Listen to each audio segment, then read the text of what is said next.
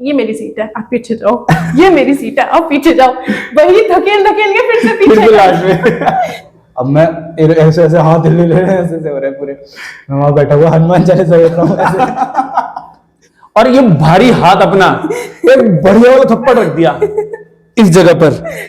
जो रैंक ला रहा है वो मेरे लिए रैंकर है और बाकी जितने बैठे हैं वो सारे बैंकर है। और वो एक कहता है अबे पैर उल्टे एक हर चीज का एक ऑरा होता है। हाँ, लाइक किसी पर्सन का या प्लेस का एक ऑरा होता है। अब अचानक से मेरे कंधे पर हाथ आता है। हेलो दोस्तों, आप सभी को मेरा प्रणाम। आप सबका बहुत बहुत स्वागत है हमारे इस YouTube पॉडकास्ट चैनल पे, जिसमें हम लोग हर बार एक नए व्यक्ति को बुलाते हैं, लेकिन इस बार थोड़ा सरप्राइज है आप लोगों के लिए। आज के पॉडकास्ट में हम लेके आए हैं उन बच्चों को जिन्होंने हाल फिलहाल में बोर्ड दिए हैं, फिर वो चाहे 10th क्लास के बोर्ड हो, फिर चाहे वो 12th क्लास के बोर्ड हो। जो बोर्ड का प्रेशर होता है वो हर बच्चे पे होता है, फिर वो चाहे बच्चा एवरेज हो, बिलो एवरेज हो या फिर अबव एवरेज हो। ये बच्चे जो आपके सामने एक एक करके आएंगे, ये अपने कैसे कैसे एक्सपीरियंसेस शेयर करते हैं जब ये सेंटर पे गए। कुछ बच्चे हो सकता है नर्वस होंगे, कुछ बच्चे हो सकता है ना भी हो नर्वस, तो ये सारे एक्सपीरियंसेस आपके लिए शेयर करेंगे और ये भी बताएंगे कि क्या आप लोगों को करना चाहिए एंटायर 12th क्लास में या फिर 10th क्लास में, जिससे आप लोग अच्छे रिजल्ट स्कोर कर सकते हैं, और क्या क्या काम नहीं करने चाहिए। ये सब बातें हम इनसे जानने की कोशिश करेंगे। Hello, myself Riya Nain from Haryana and मेरी जर्नी कुछ इस तरह से स्टार्ट हुई थी कि लॉकडाउन के मिसहैपनिंग की वजह से 10th मेरी यहीं पे हुई थी, बट 11th में मेरे को हरियाणा शिफ्ट होना पड़ा विलेज में। तो वहाँ पे जो पढ़ने लिखने का सिस्टम था वो बहुत ज़्यादा, मतलब बोलते हैं ना कि बहुत ज़्यादा डिस्टर्ब था। मतलब बहुत ज़्यादा ज़बरदस्ती करने के बाद कि नहीं हमें शहर में ही पढ़ना है, ऐसे करना है, वैसे करना है। तो बहुत मेहनत के बाद किसी तरह हमारा एडमिशन यहाँ पे हुआ। यहाँ पे भी मतलब मेरा 1 मंथ डिले हुआ था एडमिशन, और वो भी मतलब डेली के स्कूल के चक्कर लगाना कि वहाँ से टीसी नहीं आई है, ये इंफॉर्मेशन नहीं आई है, वो इंफॉर्मेशन नहीं आई है। एंड देन फिर टीचर्स बाद में बोल रहे हैं कि बेटा इतना सिलेबस रह गया आपका, वो कब कवर करोगे। बस किसी तरह जब इधर आए तो फिर ट्यूशन्स की दिक्कत। मैंने मैथ्स के इतने ट्यूशन्स ढूंढे, तो मैं एक ट्यूशन में गई थी, तो वहाँ पे कोचिंग में उन्होंने बोला कि साल का 12,000 रुपये फीस है और मतलब इकट्ठी देनी होती है। तो पापा ने बोला कि ट्राई करो एक बार जाके। मतलब सुबह 6 से 7 था और शाम को 6 से 7 था। तो जैसे ही हम लोगों ने उधर एंटर करा तो ही वॉज लाइक बेटा सारा सिलेबस करवाया जाएगा, बहुत अच्छे से करवाया जाएगा। तो क्या हुआ, फर्स्ट डे जब मेरा था तो मैं लास्ट बेंच पे बैठी थी और वहां पे कम से कम भी 60 बच्चे होंगे। 60 स्टूडेंट्स के अंदर मैं लास्ट बेंच पे बैठी हूँ और मैंने मेरी नोटबुक में एक भी वर्ड नहीं लिखा, और मेरी आई साइट भी वीक थी और फर्स्ट डे में मेरा चश्मा भूल गई थी। तो सर बोर्ड पे लिखवा रहे हैं, मुझे कुछ दिखाई नहीं दे रहा है। एंड मतलब पूरा 1 घंटा निकल गया, सर पढ़ाते रह गए, और वो भी कंटिन्यूटी डिफरेंशिएबिलिटी से स्टार्ट करवाया था उन्होंने भी।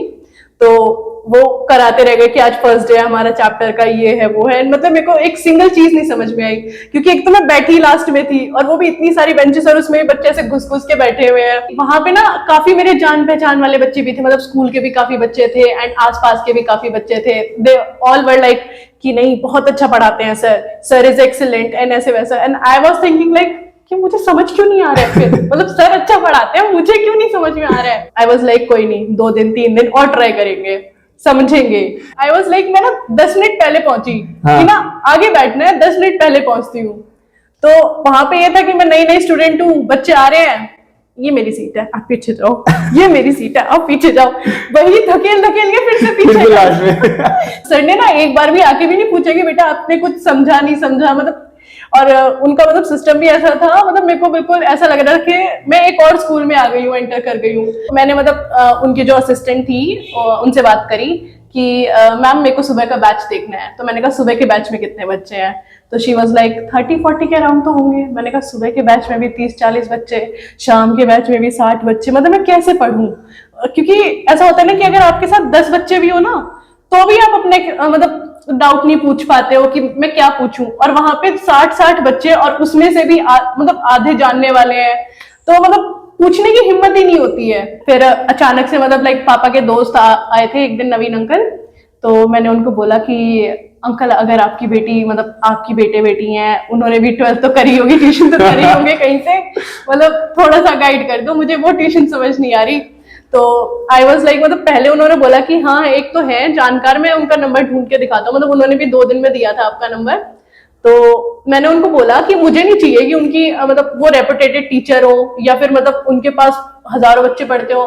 मैंने कहा मुझे अकेले को पढ़ा दे, 10 बच्चों को पढ़ा दे, मुझे फर्क नहीं पड़ता, बस मुझे थोड़ा सा कंफर्ट जोन फील हो जाए कि मतलब मैं उनसे बात कर पाऊँ। तो फिर मैंने आपसे बात करी एंड देन ट्यूशन ज्वाइन करी। तो मतलब फर्स्ट डे से ही मुझे समझ में आने लगा, सिर्फ मतलब मैथ्स की ट्यूशन की वजह से ही, मतलब मैंने बाकी ट्यूशन मैंने कहा नहीं जाना।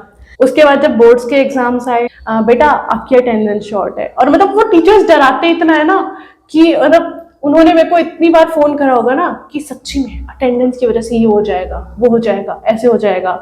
एंड इवन ऐसा नहीं उसी टाइम पे डराया, उससे भी पहले, प्रैक्टिकल से भी बहुत पहले, कि स्कूल में नहीं आ रहे हो बेटा, अटेंडेंस शॉर्ट है, अटेंडेंस शॉर्ट है। और मतलब है ना, मुझसे भी कम अटेंडेंस वाले, किसी की 30% है, किसी की 35% है, किसी की 40% है, वो भी नहीं डर रहा है। एंड मेरी 60 के आसपास, 60-62 ऐसी कुछ परसेंटेज थी अटेंडेंस की। और मैं ना मतलब लाइक डर रही हूँ, कांप रही हूँ। मैंने पापा को बोला कि पापा मतलब इतनी अटेंडेंस है, मुझे मेडिकल बनवाना था। ही वाज लाइक एब्सेंट क्यों है, क्यों नहीं गई स्कूल, तेरी गलती है, मुझे क्या पता कहाँ से बनेगा मेडिकल, कोई जरूरत नहीं है मेडिकल की, तुम नहीं गए स्कूल में। अब मैं उन्हें कैसे समझाऊं कि मैं स्कूल में जाके करूं क्या, मतलब बच्चे ही नहीं आ रहे हैं। जब आपने अपने पापा को बोला कि ऐसे ऐसे मेडिकल के लिए परेशान कर रहे हैं, तो आपके पापा ने आपको कहा कि अपने आप करो इंतजाम। वो चाहते हैं कि आप अपनी जिम्मेदारी समझो। हाँ, अगर आपने उन्हें बोला कि पापा ऐसा ऐसा वैसा हो रहा है और मेडिकल बनवा दो, उनके लिए कोई बड़ा काम नहीं था, वो 2 फोन करते या फिर किसी के पास जाते बनवा देते। लेकिन फिर उसमें क्या होता कि ना आपको कुछ सीखने को ना मिलता। अब हुआ क्या, मेडिकल बन रहा था इनका, 22 तारीख को पहला एग्जाम था, ठीक है।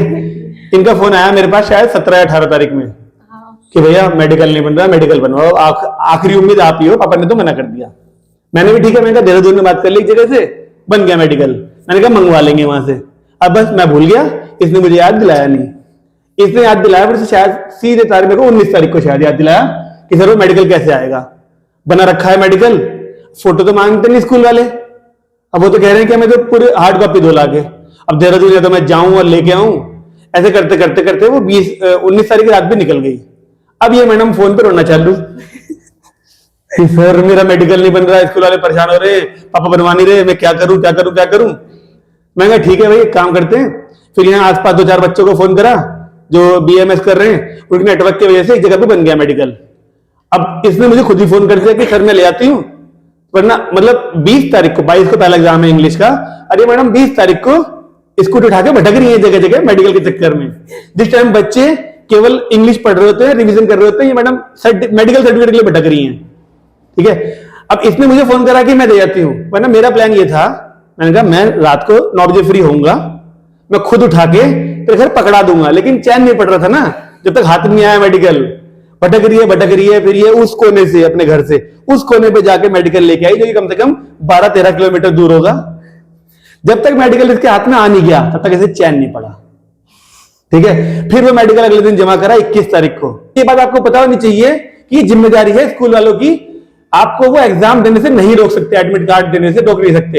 हाँ, अगर आपकी फीस पेंडिंग है या कोई और इश्यू है तो आपकी मार्कशीट रोक सकते हैं एक बार को, जब तक आप फीस नहीं दोगे हम मार्कशीट नहीं देंगे। लेकिन एग्जाम देने से कोई स्कूल किसी बच्चे को नहीं रोक सकता, ये बात समझ लीजिए।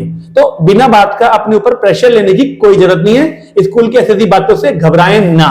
वैसे देखो, वैसे ही 22 तारीख का इतना प्रेशर होगा बाकी बच्चों पे, क्योंकि पहला पेपर था। एक प्रेशर उन्होंने अपने आप अपने सर पे ले रखा था, मेडिकल वाला। तो 22 को हमारा जैसे पहले इंग्लिश का एग्जाम था, तो मेरे साथ वहां पे भी इंसिडेंट हुआ। और वो इंसिडेंट ये था कि ना, मुझे ना यही नहीं पता था मेरा सेंटर कहाँ पे है। Very good. सेंटर कहाँ पे है, फिर क्लास कहाँ पे है? नहीं, वो ना क्या था कि मतलब मुझे इतना तो पता था कि वो शांति कुंज पे है सेंटर। हाँ। लेकिन क्या कहते हैं कि पापा को मैंने बोला कि पापा छोड़ के आ जाना, लेके आ जाना। ये भी पूछ लेती मेरे से। पता है तो मैंने पढ़ाया था वहां पर।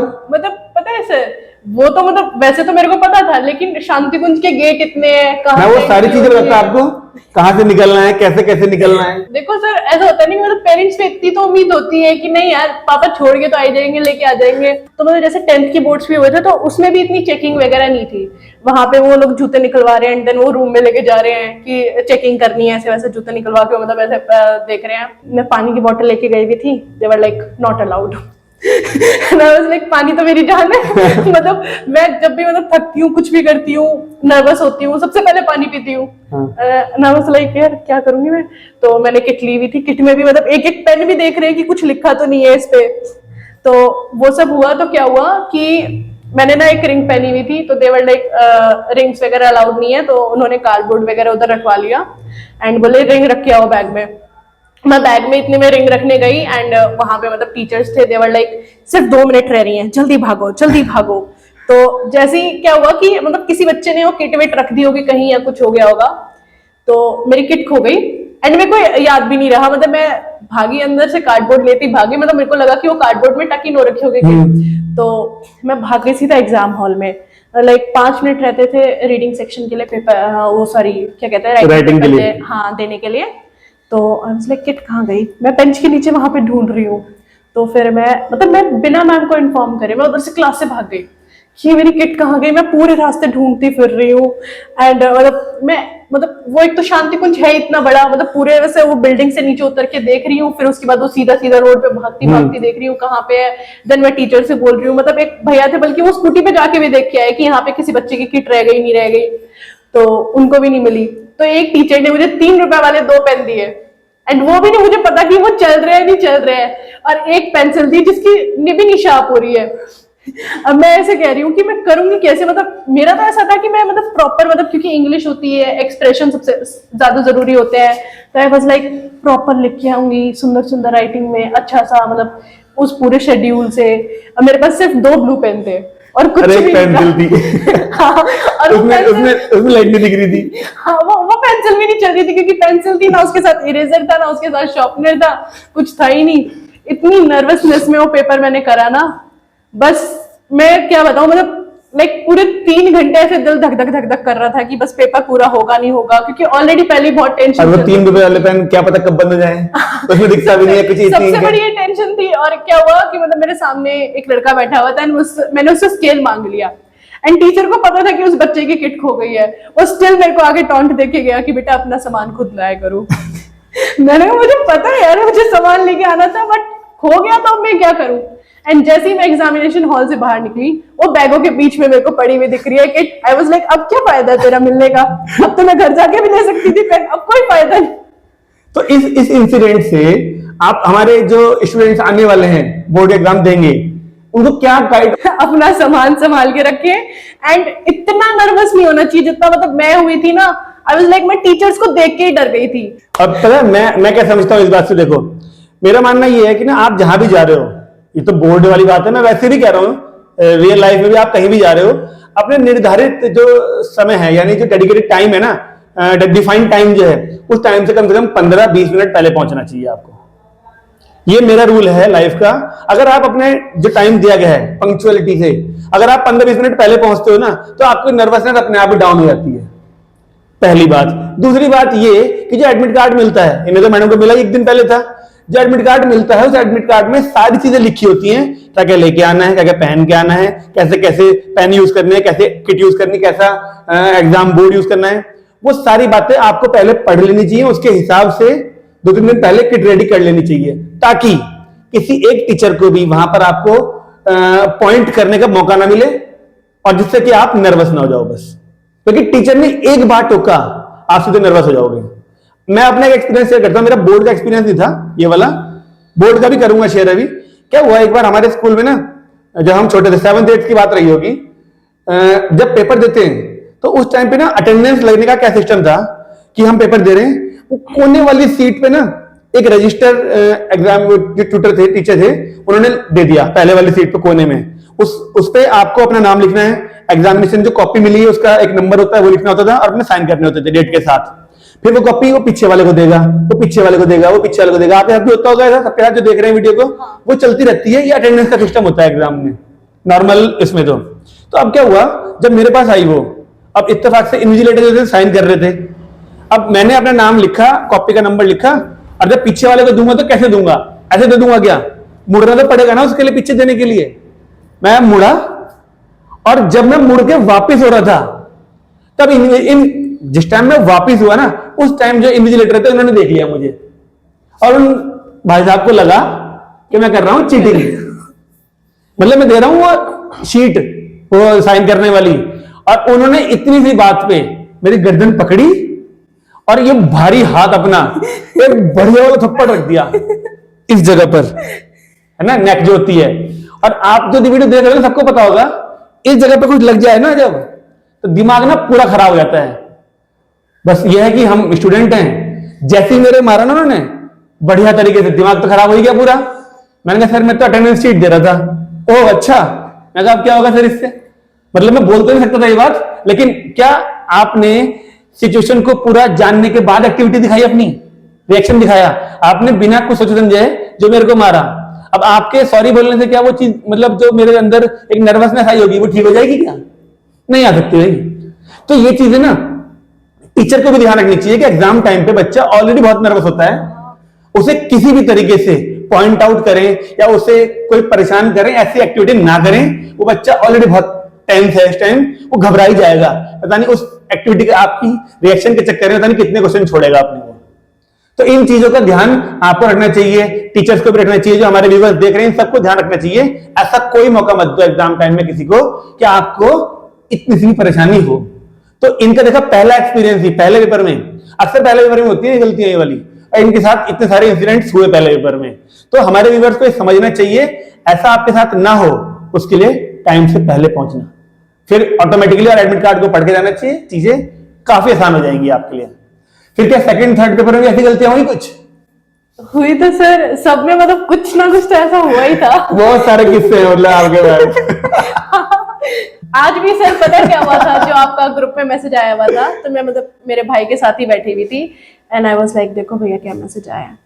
तो उन्होंने जबरदस्ती करी, मैंने कहा मैं पॉडकास्ट में बोलूंगी क्या, जब मैं करके ऐसा कांड नहीं। मतलब मैंने कहा कि अगर एक बार मेरे टीचर ने, जिसपे मैं मतलब लाइक सर मैं आपको बहुत मानती हूँ, तो उस टाइम पे जब मेरे को ऐसा लगा कि एक बार अगर सर पूछ लेंगे कि बेटा तूने मैसेज का रिप्लाई नहीं करा, तेरा पेपर कैसा गया, तो मैं आगे से बोलूंगी कि क्या कि सर आपने तो अच्छे से पढ़ाया लेकिन मैं इतने नंबर का पेपर छोड़ आई। तो मैंने कहा मैं नहीं जाऊंगी, मैंने कहा मैं नहीं जाऊंगी। But he was like number से कुछ मैटर नहीं करता है, बट तेरे टीचर ने तेरे को पढ़ाया, अब वो तुमसे पूछ रहे हैं तुम्हारे एक्सपीरियंस के लिए, तो तुम्हें जाना चाहिए, तुम्हें उनको रिस्पॉन्स देना चाहिए। अगर ये बात हमारे उन बाकी बच्चों को समझ में आ जाती तो आज शायद यहाँ भीड़ होती। लेकिन नहीं समझते हर बात पे, आपके पास थे भैया बताने वाले, अगर वो ना होते तो शायद ये भी ना होती यहाँ पर। तो मतलब ये बात होता है सीखने ना वाली है, कैसे फेस करूं, मतलब लेकिन उसके बाद जो अभी मेरा फिलहाल ये है कि हाँ ठीक है एग्जाम्स हो गए हैं, जैसा भी होगा हमारी मेहनत के हिसाब से होगा। मतलब पहले होता था कि नहीं यार इतने परसेंटेज आने चाहिए, मतलब पापा बोले ना, क्योंकि ऐसा होता है ना कि वो मतलब होता है हर एक पेरेंट्स का, जैसे मेरी सिस्टर के 94% आए थे, तो मतलब मेरे को ऐसा था कि 95 चाहिए, बस 1% ज्यादा कि बस उसके बारे में ताने ना मिले। बट लेकिन अब ऐसा है कि नहीं कोई नहीं, अगर मतलब 90 की रेंज में भी आ गए, 85 की रेंज में आ गए, कोई दिक्कत नहीं है, लेकिन जो होगा अपनी मेहनत से होगा। मतलब हम ये कह सकते हैं कि हमारी पूरी मेहनत थी इस पे और हमने अपना बेस्ट देने की कोशिश करी है, तो उस बेसिस पे मतलब अब बहुत ज्यादा रिलैक्स्ड हूँ। मतलब पहले जो एग्जाम टाइम में हर एक पेपर की टेंशन थी वो बहुत ज्यादा थी। हमारे जो व्यूअर्स हैं इनको क्या क्या संदेश देना चाहेंगे आप कि मैथ का पेपर खराब करके 2 दिन आपको भवन में रही, अच्छा है उसके बाद फिजिकल था। फिजिक्स का नहीं था, लेकिन मैं आप सबसे कह रहा हूं जो देख रहे हैं वीडियो को कि इनकी इस एक्टिविटी से ये सीखें कि एक पेपर खराब होता है तो उसका असर अगले पेपर पर नहीं पड़ना चाहिए, कायदे से तो नहीं पड़ना चाहिए। हाँ। लेकिन अगर इन्होंने मुझसे ये एक्सपीरियंस शेयर किया होता तो मैं ऐसा उपदेश इन्हें पहले ही दे देता। आज बता रही है कि 2 दिन तक बैठी रही सदमे में, मैं पहले बता देता, लेकिन हिम्मत नहीं उठाई ना बात करने की। आज के पॉडकास्ट में आते ही मैंने इन सबको ये बोला मार्क्स की कोई बात नहीं करेगा, तो शायद थोड़ा रिलैक्स फील हुए होंगे कि हाँ चलो बच गए। तो मैंने सबको बोला एक्सपीरियंस शेयर करना है, कैसा कैसा प्रेशर रहा, कैसे दूर किया, बच्चों को क्या क्या सिखाना चाहते हो। हमें एग्जाम के जो मार्क्स आएंगे इनसे कोई फर्क नहीं पड़ रहा, अभी वो अलग ट्रैक है, आज हम दूसरे ट्रैक पे हैं। अगला जो स्टूडेंट हमारे सामने हैं उनके एक्सपीरियंस जानते हैं, इन्होंने भी इस बार 12th का बोर्ड दिया है, तो इनके एक्सपीरियंस निश्चित ही रिया जी से अलग होंगे। So hello, my name is Daksh Mishra. PCM लिया तो जेई तो देना ही देना है, तो मुझे इतना नहीं पता था उसके बारे में, मैं तो खाली इतना ही चल रहा था कि हाँ भाई एक जेई नाम का एग्जाम होता है वो देना है। मैंने कहा ठीक है अब देंगे उसे। मेरे फ्रेंड्स कि भाई ऐसा करते हैं कि यहाँ ज्वाइन करते हैं, कोटा जाते हैं, आकाश जाते हैं। मैंने कहा यार इतना भी टफ नहीं होगा यार, ऐसा क्या कर लेंगे। फिर मैंने सर से जाके बात करी कि सर क्या मुझे अभी से जेई की तैयारी करनी चाहिए। तो सर बोले हाँ ऑब्वियसली, इतना हार्ड पेपर है। तो मैंने कहा ठीक है। फिर मैं अपने फ्रेंड्स के साथ एक कोचिंग थी उसमें गया। वहां पे मैथ्स के हाल इतने बुरे थे, लाइक 60-70 बच्चे बैठ रहे हैं एक क्लास में, अब उसमें क्या ही समझ आ सकता है। Same physics same chemistry. अब मैं बड़ा टेंशन में, मेरे 11th इतनी बुरी जा रही थी, मेरे मार्क्स ही नहीं आ पा रहे, ना तो मेरे बेसिक्स क्लियर हो रहे हैं ना कुछ हो रहा है, खराब ही जाता है सब कुछ। और इवन मैं अगर आपको सर बताऊं, वो जो मैथ्स वाले सर थे वो थोड़े से हमारे क्लोज हो गए थे, क्योंकि हम लोग उनसे बात करते रहते थे। तो वो उनसे हमने ऐसे पूछ लिया सर इतने सारे बच्चे हैं आप क्या कैसे देख रहे हो।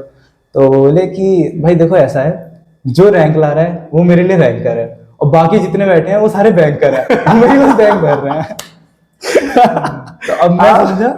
आप ये बात सुन ध्यान से समझ लो सब लोग जो देख रहे हैं इस वीडियो को, ये बात बोलने वाले ये पहले व्यक्ति नहीं है जो हमारे पॉडकास्ट में आके बोल रहे हैं, जबकि ये पूरे साल से पढ़ रहे थे उनके पास।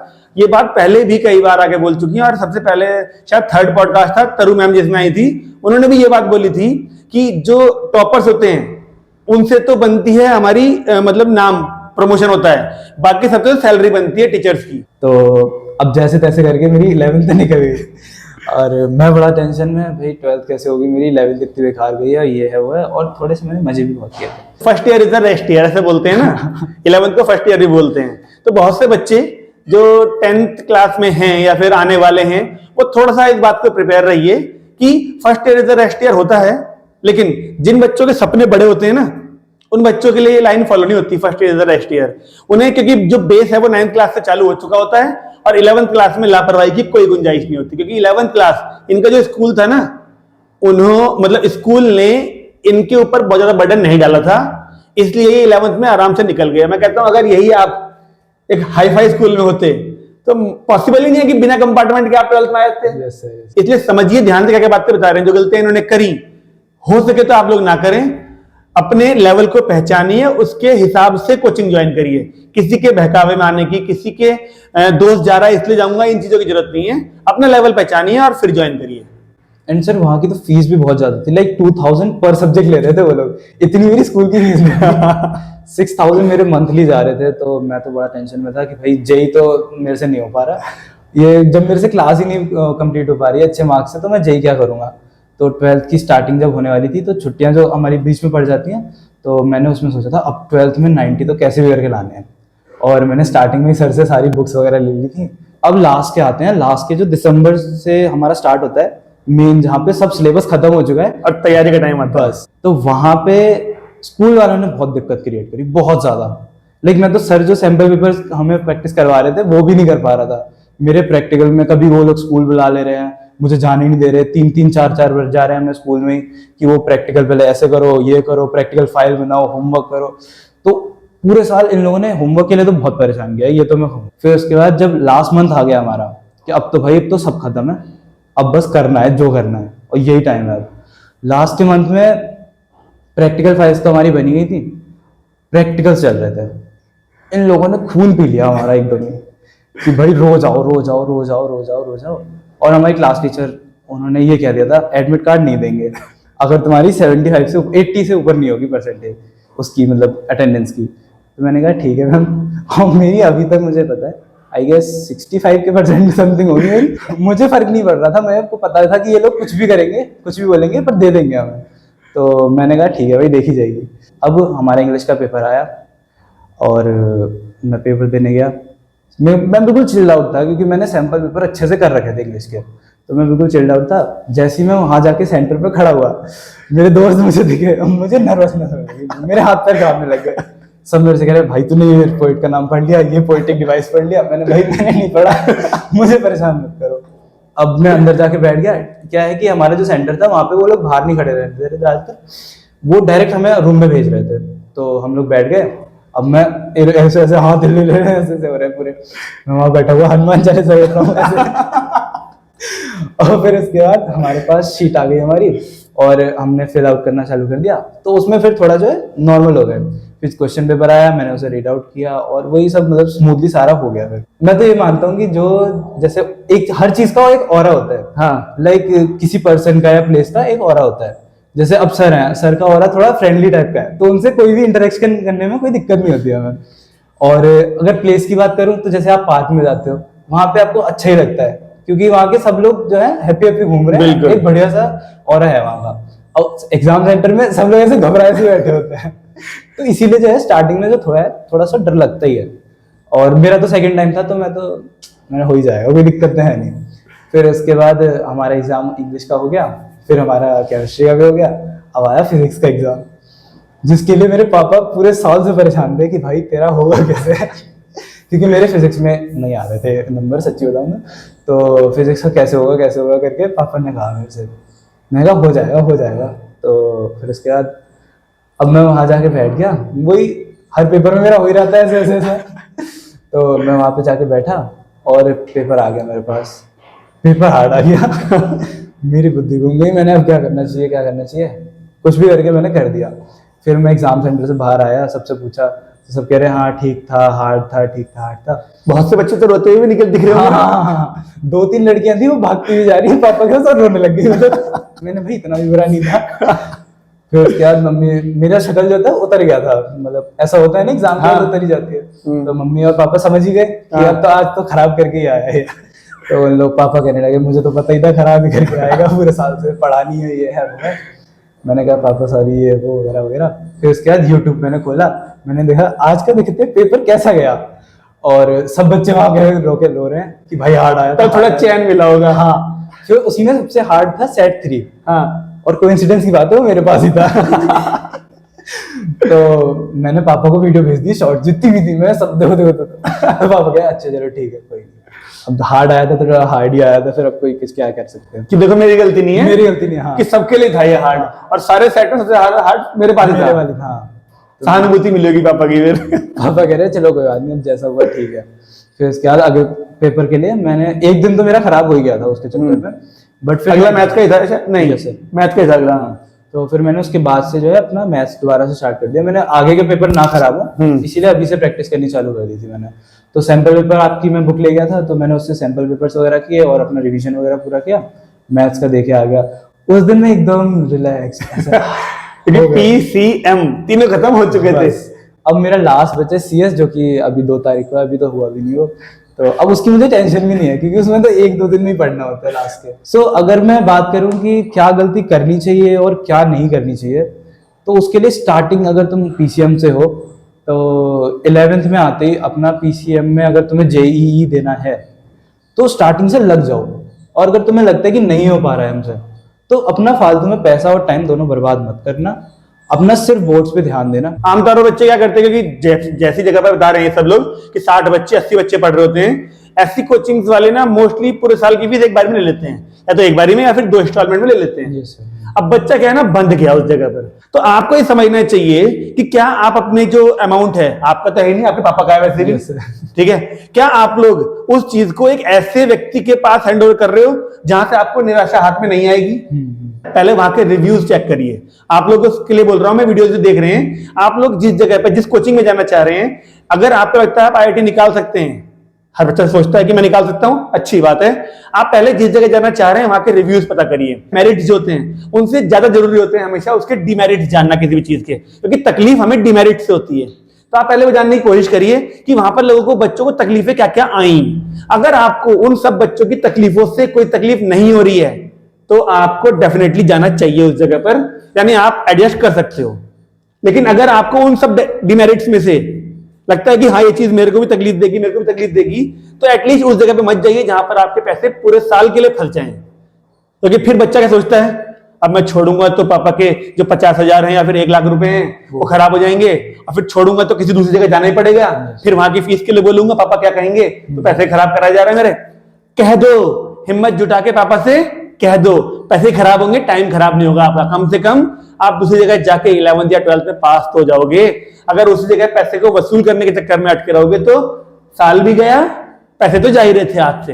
तो ये डिसीजन आपका होना चाहिए और वक्त रहते ही आपको डिसीजन ले लेना चाहिए।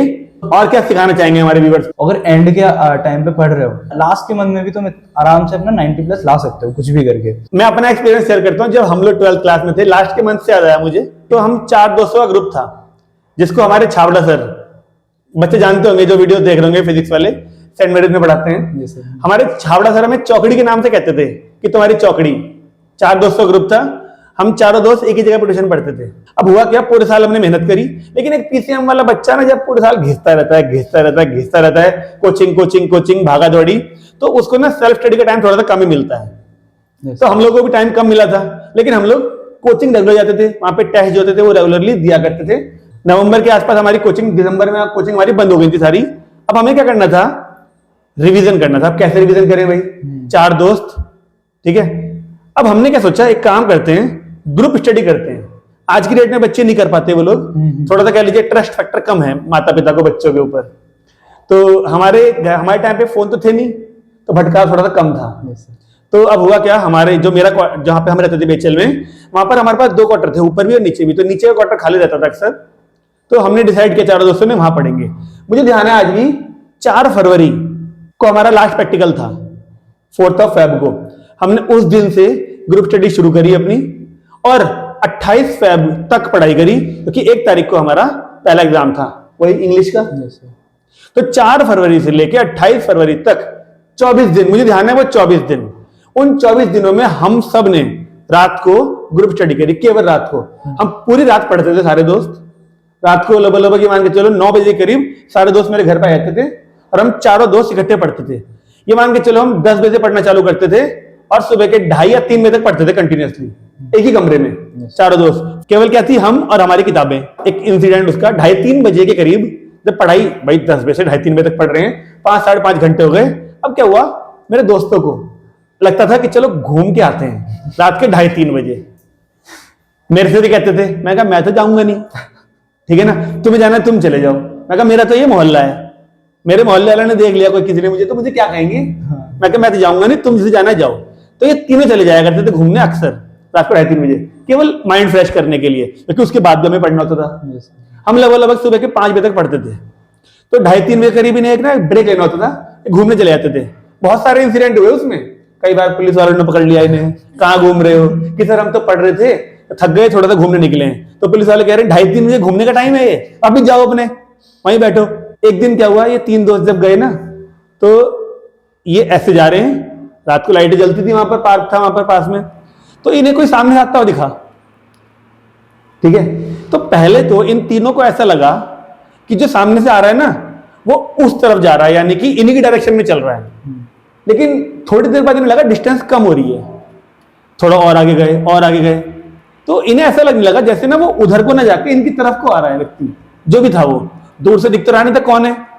तो अब क्या हुआ, जैसे थोड़ा सा पास पहुंचे ये, तो किसी एक की नजर पड़ गई पैरों पर सामने वाले के, किसी एक की, और वो एक कहता है अबे पैर उल्टे हैं। मतलब ये मान के चलो कम से कम 10-15 फीट तो गैप तब भी होगा।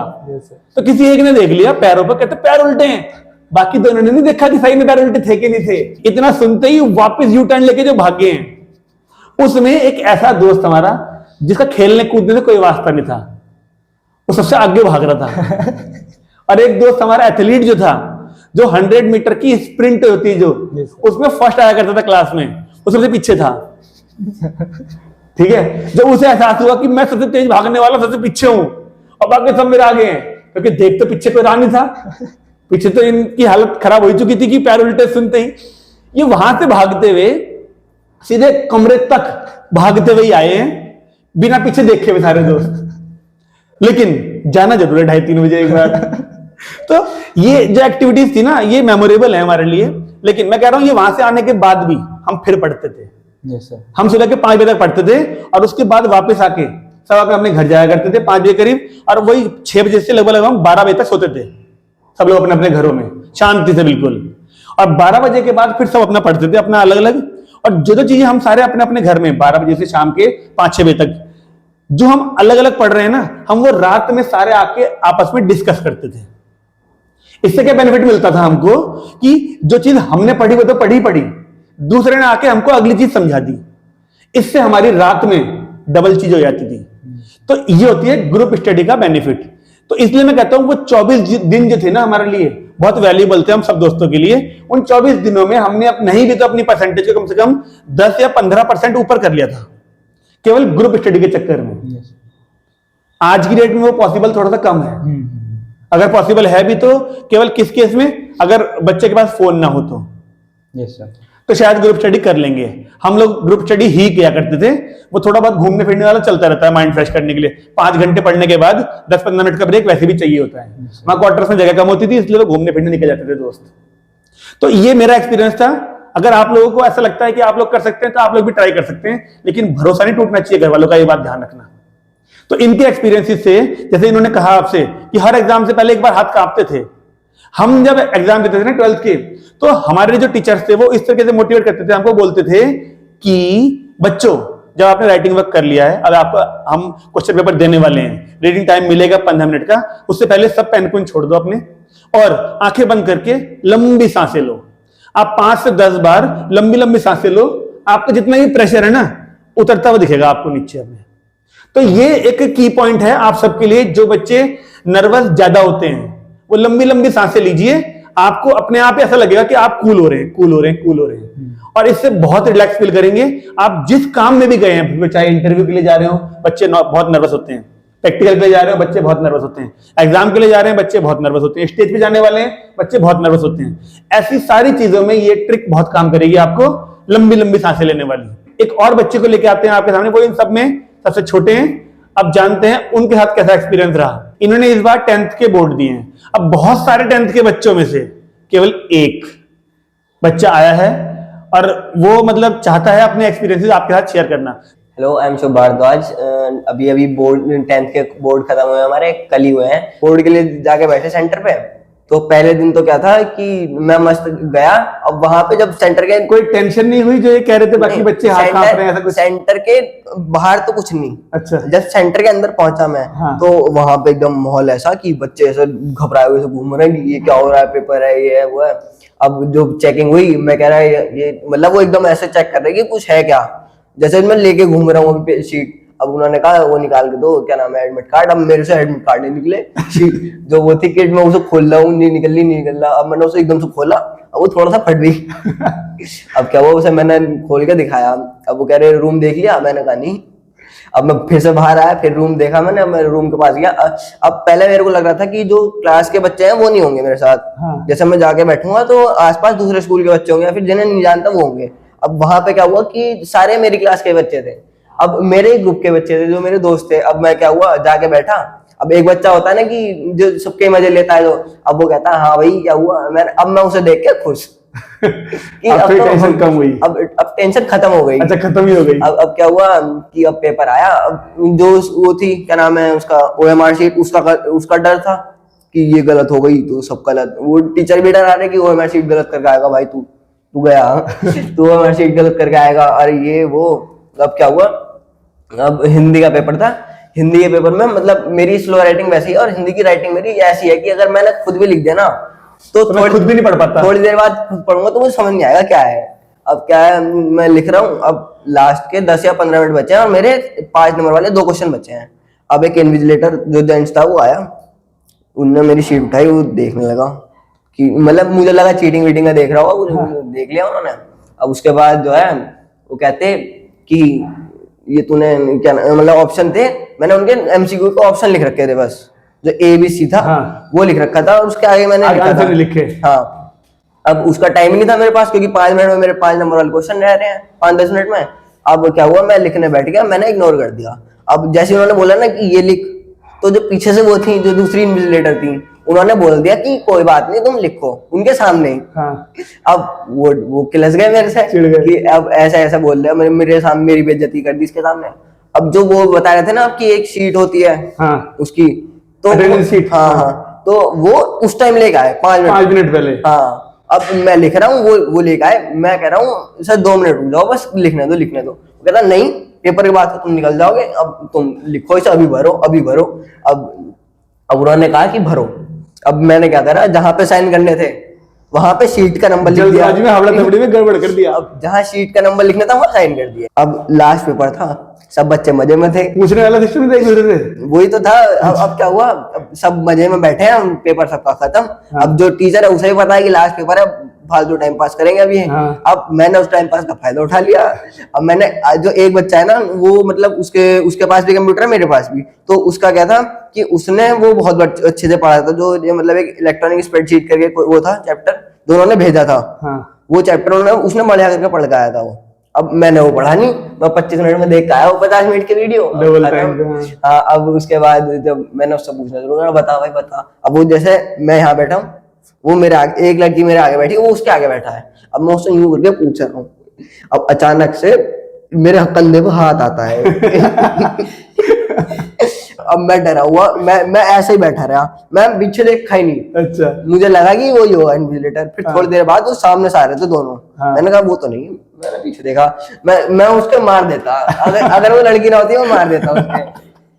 अब डराने की वजह से। हाँ, मतलब मैं डर गया था कि अब तो गया। अब क्योंकि ये था ना कि बैन लगा देंगे और क्या नाम है, बाहर निकाल देंगे, बैन लगा देंगे और पेपर नहीं देने देंगे, ये नहीं वो नहीं। अब मैं डर गया, मैं यूं ही बैठा रहा। अब मैंने 5 मिनट बाद देखा वो उधर से आ रहे हैं। मैंने बस वो बच गई, वो लड़की की वजह से बच गई वो। अब मैंने उससे आगे वाले से पूछ के दो चार होते वो मेरे हो गए। अब मैंने घर पे आके देखे वो सही।